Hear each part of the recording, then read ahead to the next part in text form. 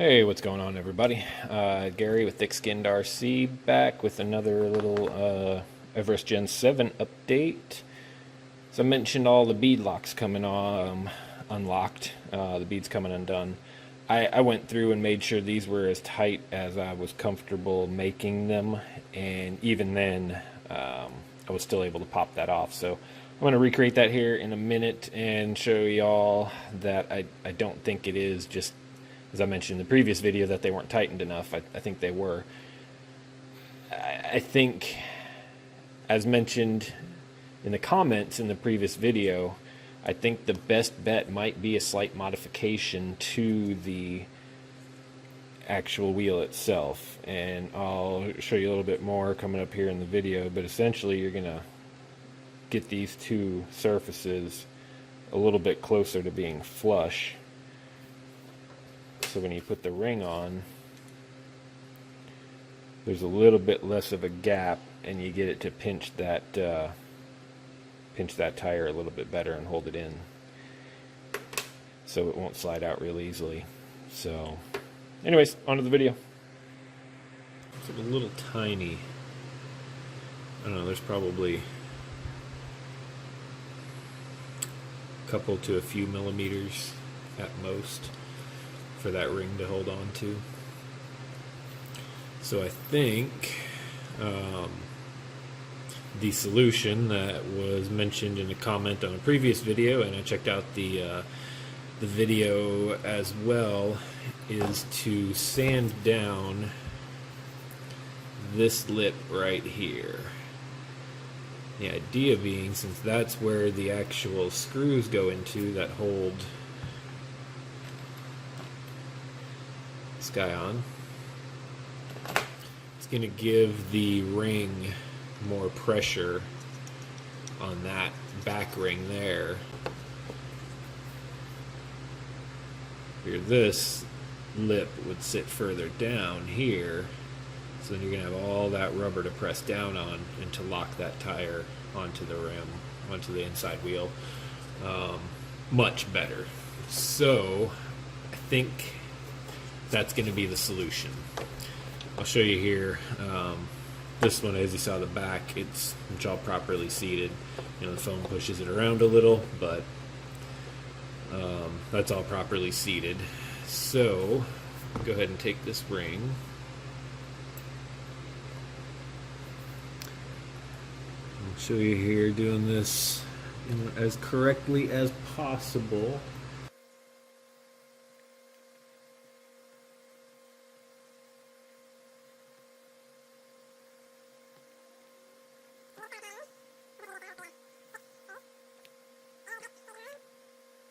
Now, I mean, the plastic wheel, so I don't want to strip it out here, but I'm getting that as snug as I feel comfortable doing it. And like I said, I mean, I haven't done, you know, hundreds of wheels or anything, but with the 4 crawlers, I've got a Yeti as well, so not really a true crawler. I've done my fair share of beadlocks, including putting the RC 4-wheel drive super swampers on wheels.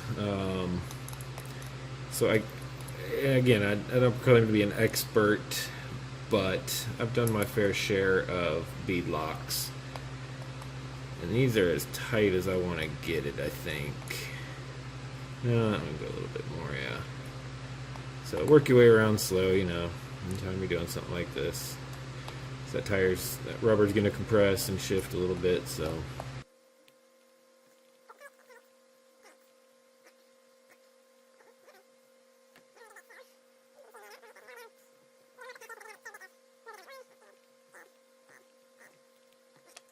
So that's as comfortable as tight as I've comfortably feel to go without stripping out the plastic. And even with that, this is just way too easy to pull these out. I mean, you can see it. I mean, it's just bam. I mean, it pops right out. You can do the whole thing, and that's with it. You can essentially just pop the whole thing, the whole tire right out. And I know once it comes out a little, pulling the rest is easy, but that pops out just way too easy. So for comparison, I have a Slinger 2.2 on an axial wheel beadlock. It's obviously been on there for a while, but it's just a lot stronger. You see that start to come out, but it doesn't slide out like it does on those ones. I just can't. I'm sure if I really, really yanked hard, it would come out, but that's right there is even harder than I'm pulling on the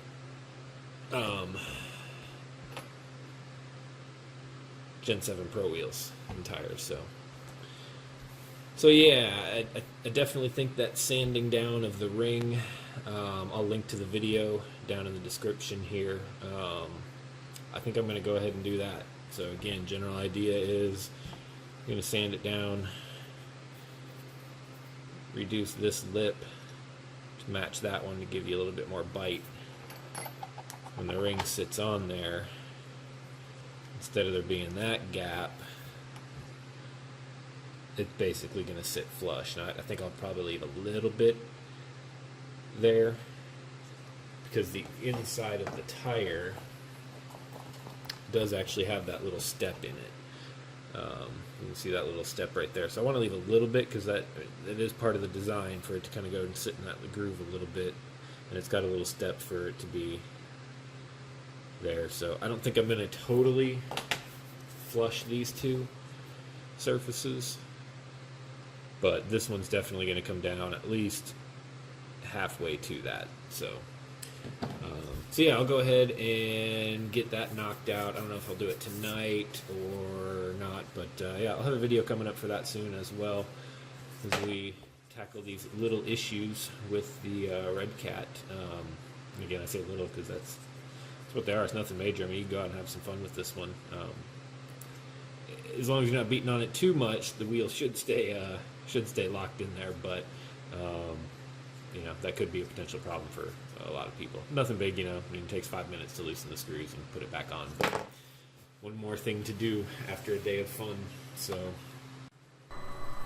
Alright, so I figured since I did so much talking about it, I'd go ahead and show y'all what the general process is. I'm sure most people understand what I was talking about, but for those visual learners, like myself, I figured I'd just give you a quick little demonstration here, which again, if you click in the link down in the description to the original video, he has a pretty good description in there as well, so I'm not going to go too in detail, but essentially all you're trying to do is to sand down that one lip. So I usually do stuff like this by going one direction for a little while, rotate, go the same direction for a little while, rotate a little bit, do the same direction for a little while. So that way you can kind of make sure you don't get a very uneven surface. My workbench is not totally flat, but it's relatively flat. So, but you want to make sure that wheel stays as flat as possible. So anyways, figured I'd just throw this little clip in there so you can get a general idea of the process to get that flat. As always, we appreciate everybody taking the time to watch the video. Make sure you leave some comments and suggestions down below. We're always open to good and bad feedback. Let us know how we can do better. And yeah, y'all have a good one.